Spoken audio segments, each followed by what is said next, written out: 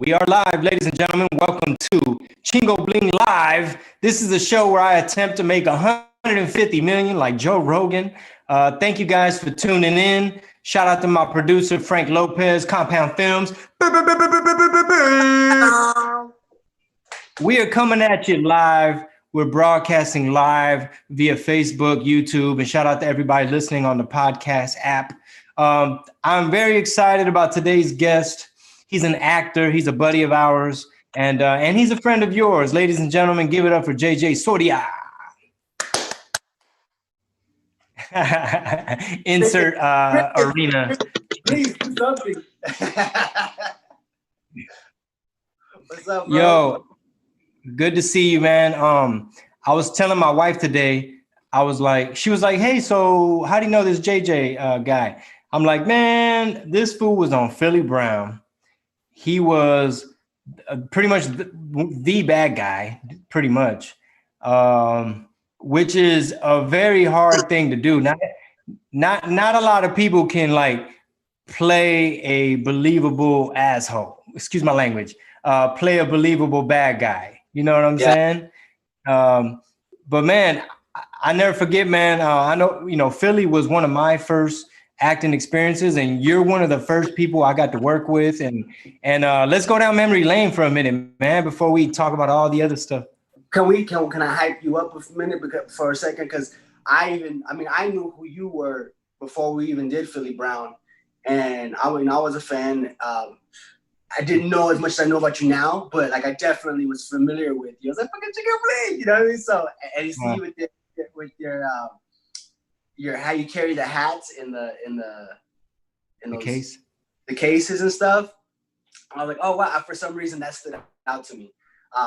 So I'm just proud of you, man. I've followed your journey, your life journey through social media. Because you live in Texas and everything, so we don't talk all that much. But I definitely followed your journey. I'm proud of what you've done with career-wise. I'm proud of what you've done with your family. So much love, bro, on everything. Thank you, brother. And you have been very busy since Philly Brown. Everything from, even commercials, dude. One of my favorite, and you did a really good job in this commercial. Which insurance company is it where you're like in the car and it's like bears or something? Like, Progressive State Farm. I always get a kick out of that because those commercials run all the time, whether you're like in an airport or at a gym or something. And it's always one of those like, hey, I know that guy. You know what I'm saying? That's flattering, bro. That commercial played for like 5 years and it played everywhere. I was in Vancouver and I saw it. I was in Cancun and I saw it. I'm like, am I getting paid for this? Like, I got paid handsomely for that thing because it played for so many years. But I didn't know it was in Cancun and Vancouver. That tripped me out. But that was a cool spot. It was a cool spot, and what I always like to toot my horn about in regards to like what I thought I brought to that commercial was how I changed up the jingle. Usually everyone up until that point had did like a good neighbor, State Farm is there, and I added a sense of realism to it because of the scenario. The buffalo is hitting a car, and it's a dramatic scene of sorts. So, which makes the comedy, right? Because the expressions are big. It's a high stakes. But the way I changed it was, like I said, I add the realism to it. So, like a good neighbor, State Farm is there, and I believe, at least in my opinion, I think that's what not makes that commercial, but that's what kind of adds a big laugh. Oh, absolutely. If you hadn't done it that way, it would not have been funny, because that was a very good choice on your part, because comedy has to, what's the word? Like comedy lies in truth. Yeah. That makes sense. So the fact that there was a buffalo trying to get into the car, of course you're going to do it with urgency. You know what I'm saying? I thought that's the only way that makes sense. I could have done it like everybody else and gone back to like the thing, the jingle, like a good neighbor, State Farm is there, but it didn't, it wouldn't sell it. But like you'd be like, oh man, there's buffalo right here. I just played it as real as like I try to commit to it. You know what I mean? Do you do a lot of comedy?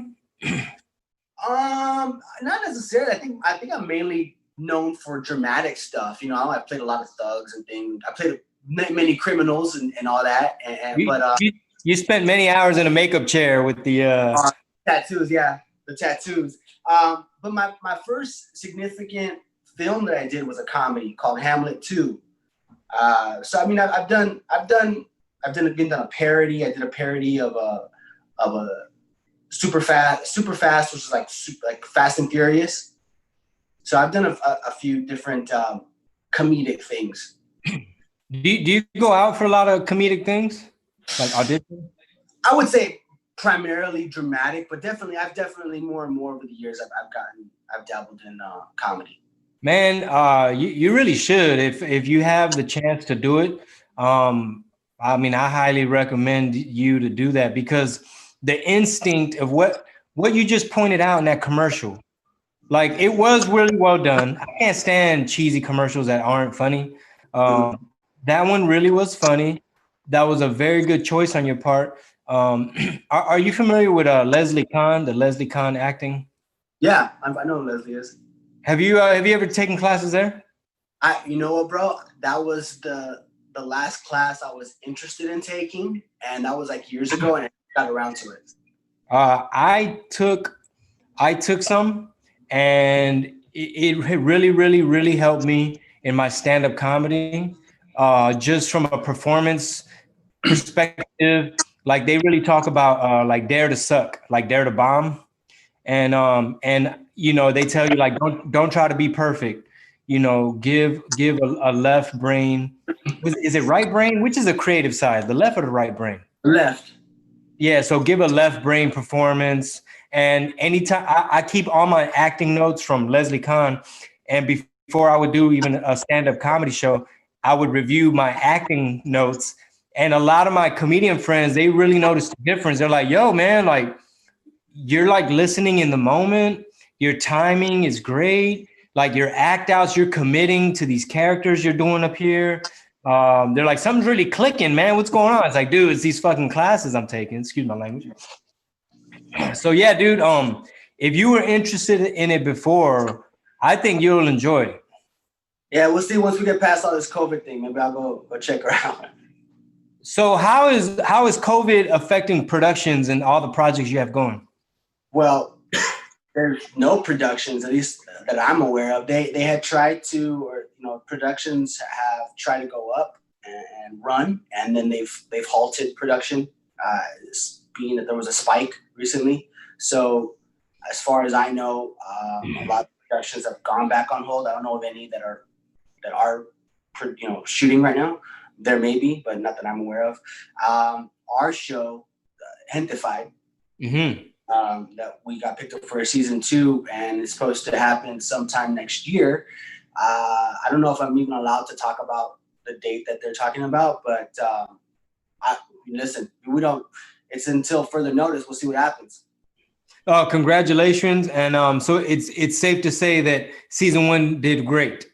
Yeah, man, season 1 was awesome. I mean, it was a. I don't know numbers wise, but I know that it did well on the Netflix charts. You know, like it was in the top 10 in the U.S. It was in the top 10, as high as number 2, I think, in the U.S. of TV shows and overall too, I think. And then in Mexico, it was in the top 10 there. So that was really cool. And I think it was I've gotten messages from all over the world about it. So it's been good. That's awesome. Is Netflix charts, is that a new thing that they're doing? That, as far as, yeah, it's pretty new to me. Yeah, I hadn't heard of that. That's what's up, man. So how'd you feel, man, when you got the call like, yo, we got picked up for another season? I honestly, I expected it, but that's just I just believed in the show. That just tells you a testament to how much I believe in the project and what we did. I was already proud of it before I had ever even seen a frame. Before I even seen any of it. From the moment I read the project to while filming it, and the way everyone's chemistry was. I'm a betting man, and I bet that I had already bet that this project was going to be a hit from when I read the script. And obviously, listen, it could all turn out the exact opposite way. It could have, but I just believed in it. And I mean, have you seen the show? Yeah, I watched some episodes of season 1, but I need to finish my binge. But yeah, it's quick to knock out. My point is to say that from what we did, I was already proud of it before I even seen it. So I believed that it was going to get picked up. And then again, it was a big possibility it couldn't have, but because that's just the industry. But it did, and I'm grateful. Oh no, yeah, dude. I mean, it's one thing to get a show all the way to that point. It's another thing to get a second run at it. Yeah. That's like a very slim window of opportunity that you're able to, you guys were able to sneak in, twice. Yeah, I've actually been told that a couple of times. And like, yo, don't sleep on the fact that you got, yeah, don't. I'd be like, yeah, we got picked up for another season, but like people are like, yo, own that. You know what I mean? Be proud and be happy and really celebrate that. That was an applause. Oh, thank you. That was Frank. Hey, so while we're on the subject of talking about, JJ putting in the work over the years, being consistent, staying busy, what is the advice? What would you say to someone like about what is the JJ system? Like, this is what JJ does. He does X, Y, Z, and this is how you end up where you are. Well, I think in anything you do, hard work is giving your full effort. Giving your full effort is key. Being persistent is key. Always willing to learn is key. Believing in yourself without seeking approval of others is huge. Mm-hmm. I always, to any possible aspiring actors out there or actors, I suggest when you go to auditions or when you have auditions, not to go in there trying to get something, not trying to seek the approval of the producers or the room. You should be going in there with what you have to offer. It's not like I think that's actually can speak to your overall existence in the world. You shouldn't be looking at what you can get out of life, but more so what you can give. And when you do that, it's just more, it's more appealing. Back to the auditioning example. It's a lot more appealing to have someone coming in with a cake as opposed to coming in with the empty plate looking to receive, right? So like, hey, yo, I brought you this cake. So that's what I look when I go to my auditions. I go in there, like I say, I go in there as a chef, and I prepared this cake or whatever it is I'm bringing them, right? And I go, here, try this. You gave me these ingredients to work with. I've whipped this up. Now go ahead and taste it. And then they taste it, and then they give me their notes or like their ideas, right? And that's like them tossing more ingredients in or taking something out. And then with that, since I'm a chef, I have my own ingredients back here. Sometimes I won't just go with what they said. I'll add some of this, or maybe not even add everything they said, or talk about it, right? That's when you communicate. It's all about cooking together.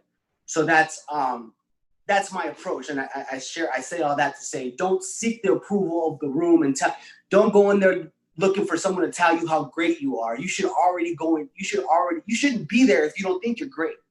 You shouldn't be there at that audition if you don't think you have something to offer. Mm-hmm. You feel me? Yeah. Because if you're still trying to seek approval, go back to acting class. You know what I'm saying? That's where you should go be working on your skill. You shouldn't be working on your skill in that room. Like I believe in my ability as an actor. Like I believe I'm dope. I'm always working to get better. And Chingo, if we're in a scene, I'm gonna tell you, bro, hey dog, if you have any notes for me, if you have something, an idea, throw it my way. And you may be thinking, why is he asking me for for acting advice or notes. He's been working forever because acting is all about creating. It's about collaborating. You know what I'm saying?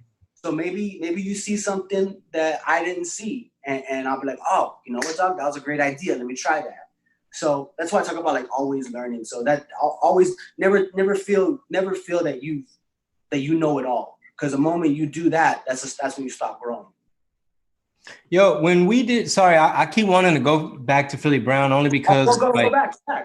only because that's where I know you from. So everything that I see you in, you know, I just feel like because I've hung out with you on set, that's like the filter that I use. And but that was great advice, by the way.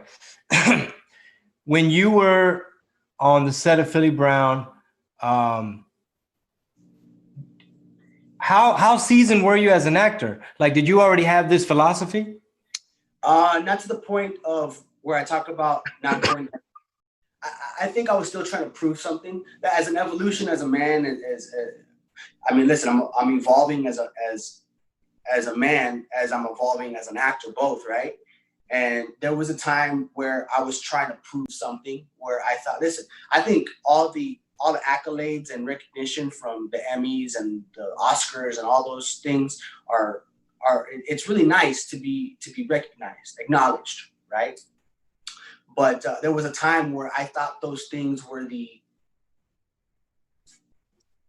peak of why we do this. Like, you haven't made it until you've gotten that, right? Like, that's the I think I made my point. That's the peak, and I felt like my ego was striving for that because I wanted to be considered something, as opposed to like, yeah, I want to be considered one of the best or whatever the case may be, when that wasn't really my truth. My real truth is, as long as I believe I'm dope, like, and do the best I can do, that's all that really matters. Like, everyone's gonna this creative space, this art called acting, everything is all subjective. Like, I could think I'm dope and you could think I'm whack. My opinion is no greater than yours. You know what I'm saying? So like, if you think I'm whack, and that's all right, then I'm whack. So my point is to say, like, at one time I was trying to attain everyone's approval and everything. And when we did Philly Brown, I think there might have been some of that in there at that time. But I at the same time, no, I was still willing to listen. I've always been. I don't think I would have been working as long as I have been if I wasn't. I would have shot myself in the foot if I was walking around thinking I know everything. But this philosophy, this way of thinking has come on more of I would say in the past like 8 years or so. Well, for one, I mean, you did a great job. That was not an easy role. Not an easy role. Like, it was just believable. It was really. you did a great job, man. I mean, all the stuff that I've seen you in, like, you never disappoint. What was the thing you did when you were like a soldier or some shit? Army Wives or a movie? Wait, a TV show or a movie? It might have been Army Wives. There was Army Wives was early on. Army Wives was like my most significant regular role that I had early on in my career. Because I've had three series that I've done as a regular.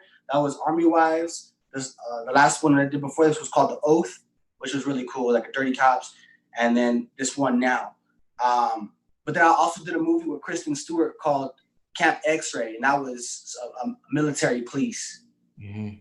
What is that dream role that when you close your eyes and think like, aha, that'll be like the magnus opus or whatever the word is, like? I definitely have two roles that I need to do before this is all said and done, and that's a combat flick, whether it be boxing or MMA. That's something that's which we would call a dream role of mine, to be a lead or at least a strong supporting, or not. I want a lead role like that, a lead role where I'm playing either, whether it be a biopic or just a story where I play this fighter, right? That's a big passion of mine. Frank knows. And Frank knows about these hands. Back in the day, Frank was putting hands on me back in the day, but not no more, bro. We go again. You're done. But that and I want to do a gritty military project. I want to do like Black Hawk Down, or my homeboy Corey Hardrick has a movie out right now. Let's plug his project. It's called Outpost. The Outpost. They actually wanted me for that movie, but things didn't work out. And I wish I would have been able to do that damn movie. So the dream role is some kind of like martial arts, combat, physical. Yeah, definitely that's something that's incorporating a lot of physicality, where I'm in the cage, or I'm boxing. I want it to be a big part of the film. And then also a gritty action film where I gotta go, or a military film where they want us to go be legit and go train and really get in the nitty gritty, so to speak. Well, yeah. Somebody, can you guys hear me? Somebody has a question, and I thought it was pretty good, and I want to chime in here. Somebody wants to know what it was like working with Jenny Rivera, because I've read in an interview that you used to swing by her house and hit the punching bag. That's the question. Jenny Rivera? I mean, what's the in Philly Brown, the singer, and then Gina Rodriguez. Oh, the Mexican singer. Yeah, no, you're right. No, you're right. Jenny Rivera. I know Jenny. No, that was they must got me confused with somebody else in regards to going over and hitting the bag. Unless there's just stories out there about me. But no, I've never met. The only encounter I had with Jenny was at an award show, I believe, and it was just in passing, and I told her it was a quick hi and bye type deal, because we were in the film together, but we were never in any scenes together, or even on the set the same day. So yeah, that would be false information. Fake news. Yo, what was the audition process like for Gentefied? I always like to kind of tell a story. I was actually in Costa Rica living my best life when I got the audition, and just on a real, I think it's important for me to bring it up, because it's just a testament to how special this project was. I was out there in Costa Rica. I just come off another series, and I told my team that I wasn't gonna look at any auditions. I didn't want to see any auditions. I just really wanted to have a real vacation. Usually, as an actor, you're taking your tripod everywhere in case you gotta toss up an audition, at the last minute. And this particular trip, I wasn't gonna do that. I was just gonna really submerge myself into the experience. And they still had sent me a couple of auditions, and I just looked at them and I was like, nah, I'm good. And when they sent me Gentefied, I was towards I think the last few days of my trip, and I read it, and I was like, damn. And I was like, damn, because I knew I had to do it. Like I thought I was gonna have to find someone out in Costa Rica that spoke English and that could give me at least put the sentences together so I could go back and forth and do this audition, right? Because it was gonna have to be a taped audition that I do on my own, right? And I go, so I call up my agent and I call my manager. I'm like, look, let them know if they make sure they're really interested in me. Like this isn't the cattle call for Jarhead 6. You know what I'm saying? Where they're just calling a bunch of people in and just trying to find, you know what I mean? Trying to weed people out. It's more like, hey, we're looking for JJ. I'm part of a handful of people that they're interested in, right? And from what I understood, they wanted to see me. So luckily it worked out to where I didn't have to do the tape, that I was actually ended up scheduling the audition for the day I landed back from Costa Rica. So imagine let's say I got the audition in Costa Rica on Wednesday.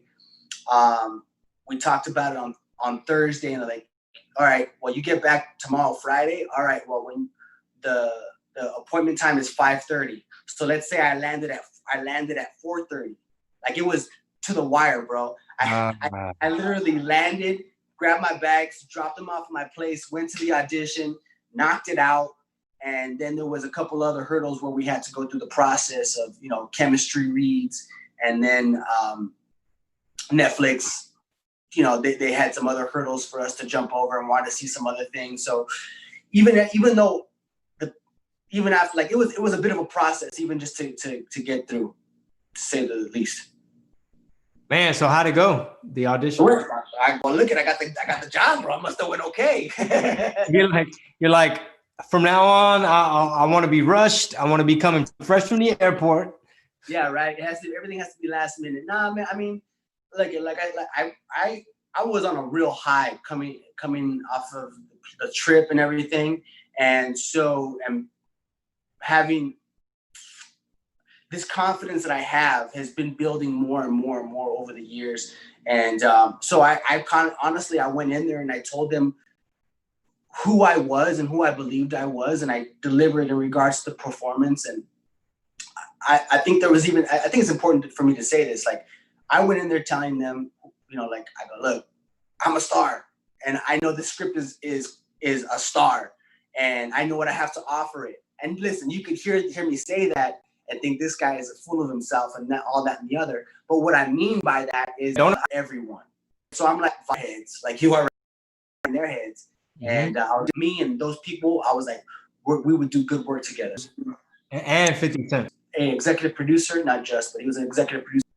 But my interactions with Fifth, as they say, has been really cool. I mean, I always gotta say, the one time. Is that what you hit? Is that what you hit him up for, man? I did. I mean, like, I don't talk to Fifth like that. I mean, to be honest with you, I gave him a whole, like, I was like, hey, Fifth, this is JJ, you know, the Mexican from the Oath, you know.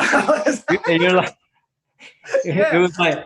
It was like Stan, like, first of all, in the club, changed my life in 8th grade. Yeah. I wasn't old enough for the club, but I felt that. You might have remembered I was on the wall on the pictures, but no. So, but no, he knew who I was, and he sent me some stuff. So I got nothing bad to say about Fifth, nothing but positive stuff to say about Fifth. And Terry, same thing. He was a very nice, generous person to work opposite of, and our time together was brief on that film, but it was good. What film was it with Terry Crews? We did a movie called John Henry, which is a folk tale of a character named John Henry who he played. With the hammer, right? Let your hammer down. Mm-hmm.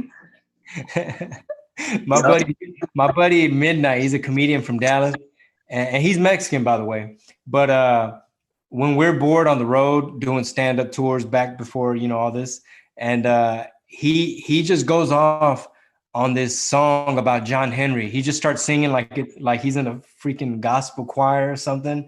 He's like, John Henry, lay your hammer down, lay your hammer down. And stick with you. It's an inside joke, but trust me, you had to be there. I got a quick question real quick, Chingo. Yeah, so I know that you play a bad cop, crooked cop on The Oath. The question is, where did you get the inspiration to play that character? The inspiration was really from the script. What I loved about that character, Pete Ramos, was that he had an internal battle with himself. He was conflicted because he was trying to stay loyal to his family at home, his wife and his daughter. He was a loving father, a loving husband, and at the same time, he was trying to stay loyal to his Raven family, the gang family, our cop gang family. Those people would take bullets for him, and I was like, here, I go, how do I justify the things that we're doing? And the way I did that was, I'm doing it for my family. I'm doing it for these people that would take a bullet for me. And we were ultimately we're doing bad things to considered bad people, right? Like these drug dealers and cartel and all this sort of stuff. so I mean, that's ultimately, to answer your question, I got my inspiration from the material, and then I just did. To be honest with you, that the character was kind of based off a few people that the creator knew. So I just took that information and the script and just did my internal work. Do you have cop fans now? Do I have cop fans? I mean, I have friends who are cops for sure. Oh, from the role? Say again? Meaning, like, do you have cops that are fans due to the role that you played? I'm sure. I'm not sure. I would say not that I know offhand. Not that I know offhand, but I know cops that are friends of mine. I don't know if I have any fans. Hey, right now, when you said you did your internal work for the role, what does that mean specifically? Validating why I do what I do, like making it make sense to me. If I was putting it, like every character I play, I know you really love this shit, Chingo, because you're really into character. You're really into the craft, you're into the work. So every character I play is me as that. Everything I do is me as that. Maybe I might try to play with an accent or whatnot, but for the most part, I put myself in those shoes and I take the breakdown of the character, and I find those elements within myself if they're there, and then everything else I give myself the freedom to use my tool, my instrument, me, my inner feelings and my instincts to go about playing out these scenarios, these scenes. So that's the work. The internal work is just contemplating these scenes, contemplating how I'm saying what I'm saying, and making it true to myself so I believe it. At the end of the day, that's what matters. I do my best to commit to every moment that I'm in. Listen, I know I'm not really shooting a real gun, or like I'm not shooting real bullets or whatever. I'm not like Philly Brown. Let's go back to Philly for a second. I don't know if you remember, but there's a scene where I slapped Christy. It's a physical scene, and that was a tough scene for me personally, because my dad beat my mom, and that was so to ever I don't like doing stuff like that. I know the scene where I do kind of something like that, something aggressive like that to a woman in Army Wives, and I didn't care for that, but having to commit to that moment. My point is to say, having to commit to that moment as much as possible, and obviously you're not really hitting that person, but or maybe sometimes you are, right? Depending on what your relationship with that actor is and what they're okay with. Well, Chrissy's a professional, so she's probably like, yeah, man, just go ahead. But I don't think I ever like really hit her. But I apologized to her like I did at the when the scene was done. I had to go sit by myself, and I was like, yo, okay, I'm so sorry. And I by myself, I had a moment. But what was my whole point going on that rant was just about doing the work you got to do to commit to every scene. So before we get into some rapid fire questions, man, how many years? Because I'm really, really proud of you, JJ. How many years have you been an actor, man? Like you're a professional working artist. Yeah. How many years? I want to say like 15, 16, something like that. I've been making my living doing it, I think, for the past 8 or 10 years. That's amazing. Fortunate, man. Very fortunate. Hey, but during these COVID times, hopefully this stuff ends sooner. I'm about to create a OnlyFans. I'm about to create. hey, you about to be like swipe up to see what's under the hat. Yeah, exactly. Hey, brother. Hey, we're in the same boat, man. I've been living off my art for a long time as well. But in these COVID times, ladies and gentlemen. Yeah, man. Got these new hats right here, baby. You know what I'm saying? You know where to get them at, big dog. You know what I'm talking about? Yeah, but hey, being an entrepreneur, man, it's challenging to say the least. But during these times, like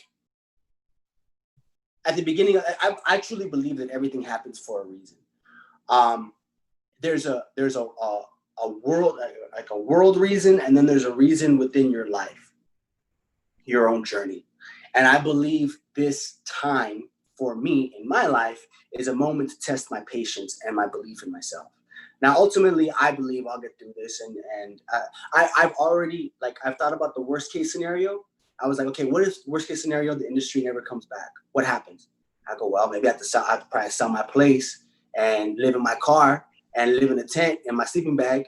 And I was like, I went to that extreme to see how I felt about it.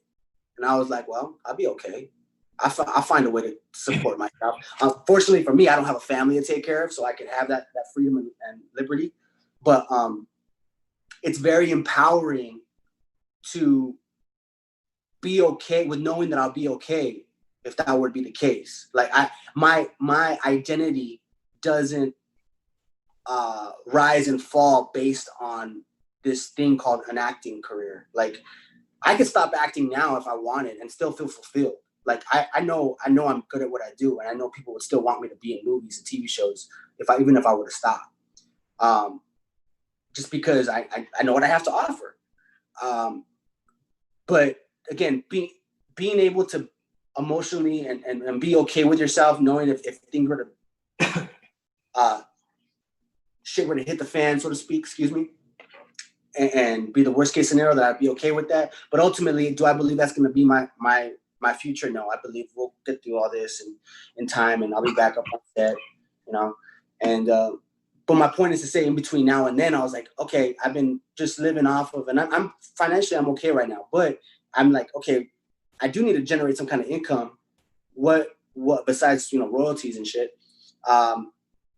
What are other areas of interest and passion?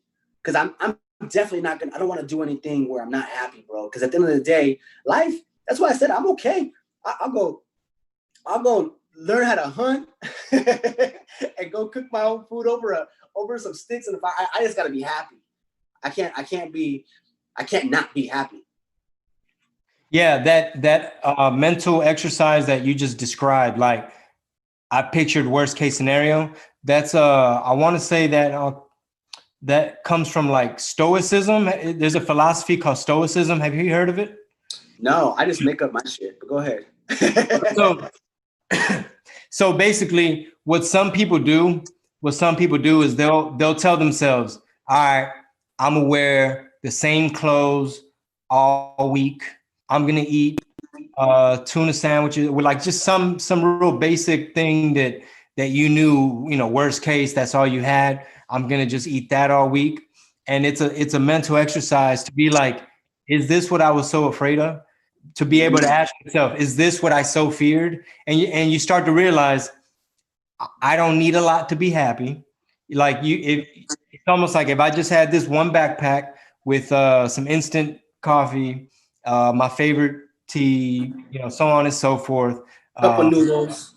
Yeah, or these specific items, whatever, just so that it frees yourself, like what you described, that is very freeing to have that confidence to know.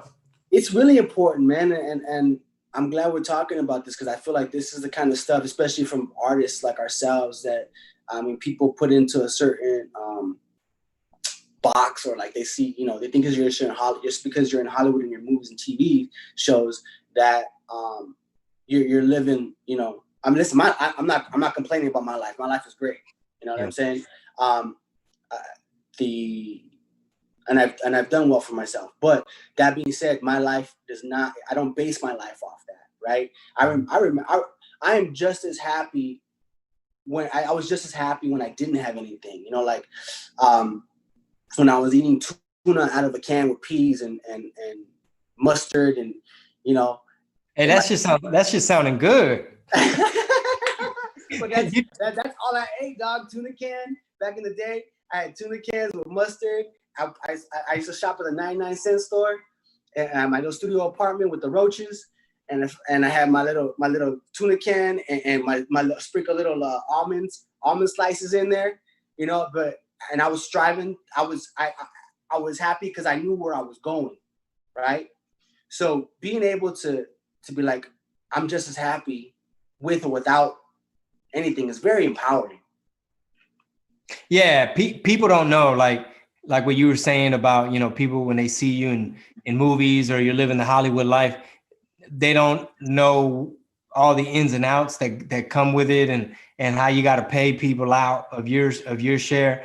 And I mean, just for example, like I only worked, I think, I forget how many days, because I was only in a handful of scenes in Philly. So needless to say, it was an independent movie. I didn't make much. And it's cool because I really didn't make much because I flew my ass in from Texas.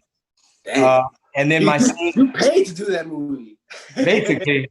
Yeah, basically. And nothing against the production or the that's just the way it is. It's an independent movie. There's a shit ton of other people you got to pay and stuff you got to pay for. And I'm just one little piece. So, you know, my little day rate or whatever. And another example of how people don't really know a lot of times how money works, I guess how economics work in the entertainment industry. When people heard I made the switch from like rap and music to stand-up comedy, it was one of those like, ooh, man, do you miss music? It's kind of like, no. Like, yo, I wish I would have known what comedy was like way sooner. And the other thing I like to even tag on the end of that is to say, like, just because that's an old way of thinking too. Just because you stop doing music, what, like that's the only thing you want to do? You know what I mean? Like you felt like you have other ways, or excuse me, you had something to offer these other art forms. I've actually did a little 3 to 5 piece, 5 minutes. My boy, stand up. My boy, Momo Rodriguez, graced me with the opportunity to, at the end of his show, to do a little bit. My point in bringing that up is to say, just because you do one thing and that's what you do for a long time doesn't mean that you don't have other areas of interest. You know what I mean? I have, you know, when you start a brand, you start your apparel line, Chingo apparel line, and all that. These are other areas of interest. We all have, and well, not all of us, but you know, a lot of us have other areas of interest. Yeah, man, if you're still flirting with the idea of doing some stand-up, let me know. I'm gonna make 6 years August 15th, but it's hard to count it as a real 6 years, only because, you know, we've been on lockdown, and I was supposed to be in Atlanta today. I was supposed to be on stage right now. Yeah. What happened? Pandemic. Yeah. So it's been one of those things where like dates get postponed, things get rescheduled, but it's really annoying because there's so much in the air, and it's kind of hard to promote and tell people like, hey, for example, Waco, Texas, July 31st. That's still good to go, you know, but we still got to kind of wait and see because a lot of this isn't in our hands. You know, you have mayors and governors and spikes and media and there's a lot, man. Listen, I don't know what to believe. I'll tell you that much. I don't know what to believe. Like I put up false information, or people have told me what I'm putting up is false, and you know, you're everyone all of a sudden is now an expert on. Everybody's Dr. Fauci in his thing. Everyone's a freaking expert, bro, and I'm just trying to figure out who to listen to, and then it's gotten to the point to where, like, look it. I have no real issue with wearing a mask. I pretty much wear it just to appease everybody else, and because I mean, if I were to catch it, I wouldn't want to spread it and everything. You're like, and y'all might have seen my Progressive commercial, and I don't know if I want. Yeah, right. Now no one can recognize me because I'm always got the damn mask on. You're like, not even. I kind of like the mystery. Yeah. Putting it on, but just all I'm saying is, Doug, I don't know what to believe. I'm already skeptical and about. I'm a skeptic in general, you know. And now with all this, that's smart. Yeah, that's smart. That's smart because, you know, a lot of people don't know. They don't know like to ask for context. They don't be like, when they see a video, most people aren't like, well, what happened right before this part? Or can we see another angle, or what's going on? You know what I'm saying? Like, the average American kind of forgot how to think a little bit. So yeah, no, that's very wise of you to kind of question things. And sometimes you got to wait even 48 hours for when you get hit with this like crazy information. You have to kind of like sleep on it and process it and research it and ask around before you even post anything, period. Yeah, it's interesting being that like we're considered to be like personalities or people who are influencers, if you will, because it's interesting because you're just trying to use your platform, or at least I can speak for myself, where I've tried to use my platform to inform, just to share stuff that I'm learning, and then you get some feedback, if you will, and it just makes you just not want to be like, what? And then if you're called out for something that may be false or that people don't agree with, I got to the point to where I was like, you know what, man, I really don't care that much. Y'all do you. You know, yeah, I'm gonna mind my business. I'm gonna mind my business. I've been hitting people with this one. You know what? Good luck with that. For real, dog. I'm just trying to enjoy my life while I have it, dog. It goes by quick. It's like, look, man, while y'all boycotting beans out there, I'm gonna go ahead and, you know, smoke something, watch this YouTube or something. I feel like I really do feel, Chingo, that a lot of these issues, call me naive, but if we could just go back to like the simple things in life. One, treat people the way you want to be treated. It's been around for years. Mm-hmm. I live by it, and it suited me just fine. The truth shall set you free. And bro, if that is not the truth, I don't know what is. But the more free I am, and number one, being truthful with yourself. I feel like so many people lie to themselves in the mirror, you know, constantly, or they don't even look at themselves in the mirror to be honest with themselves. They can't even do it. You know what I'm saying? So if we could just be honest with ourselves and with everyone else, and people the way you want to be treated. Again, call me naive, but I feel like that would be a big, what's the word I'm looking for? A big help to everything.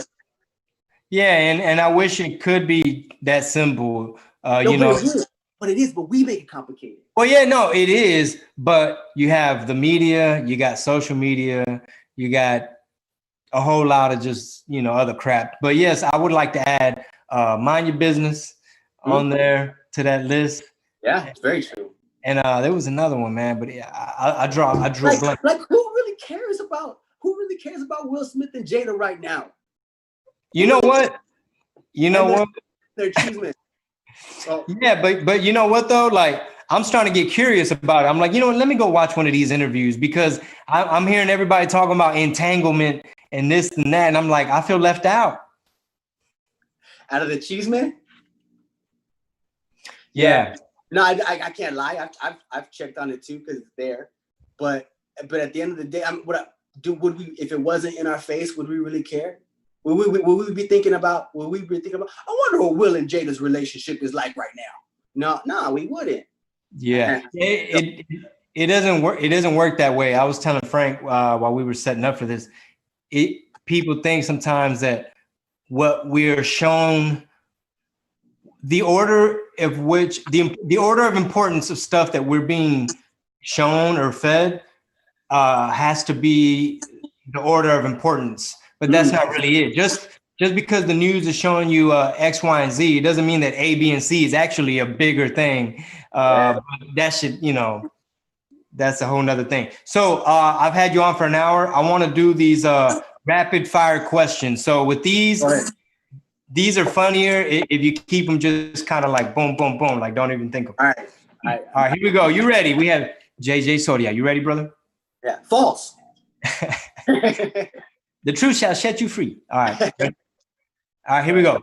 Favorite ice cream flavor? Cookies and cream. Nice. Do you believe in fate? No. Favorite number? 8. Have you ever worn socks with sandals? Yes. Name a primate besides monkeys and apes. Me. Huh, nice. I thought you were going to bring some shit back from Costa Rica with this one. Why can't we tickle ourselves? I'm sure you could do a little bit. I mean, you got to catch yourself off guard. You get me like, yeah. That's the trick. What does a person need to be happy? Love, to be honest, man. Love. You need to love yourself. Nice. Is there such thing as objective beauty? Is there such thing as objective as opposed to subjective? Yeah, that's how the question's written. Fuck that question. Yeah, I don't even know the answer. Yeah, it's weird. What's the best age? What's the best age? Yeah. The best age is the age you're at. Nice. Is double dipping at a party ever acceptable? No, but I've done it. Hey, that must have been pre-COVID. Yeah, for sure. Favorite quote? It's actually my own. Look at life through a lens of gratitude and everything that matters will come into focus. I'll say it again. Look at life through a lens of gratitude and everything that matters will come into focus. I like to toss another one. I'm going to toss another one. Life is 10% what happens to you and 90% how you react to it. I wish I need to remember the name of who did that. But life is 10% what happens to you and 90% how you react to it. That's right. Hey, we can end it right then and there because that was a good one. Man, it was great catching up with you after all these years. It was great going down memory lane. Just go ahead and just remind everybody the main projects that you're promoting and that you want them to where to follow you on social media. Well, I'm definitely proud of Gentefied back there, which is on Netflix. Streaming now. You can catch that on there. I have another show over here, which I'm very proud of. It's called The Oath. You can find it on Sony Crackle. Then the John Henry's on Netflix. But that's what I got going on right now. I'm currently unemployed, looking for the next gig. That's what's up. Tell them where to follow you online. You got JJ Soria, and that's on Twitter and Instagram, and then JJ Soria 08 on Facebook if anybody does that. That's what's up, man. Well, I want to catch up with you after all this. So thank you so much for being on Chingo Bling Live, brother. JJ Soria, ladies and gentlemen. I appreciate you, brother. Thank you. Thank you, guys. Appreciate you. I'm gonna cut it. I'm gonna cut it here. I'm gonna take it off live.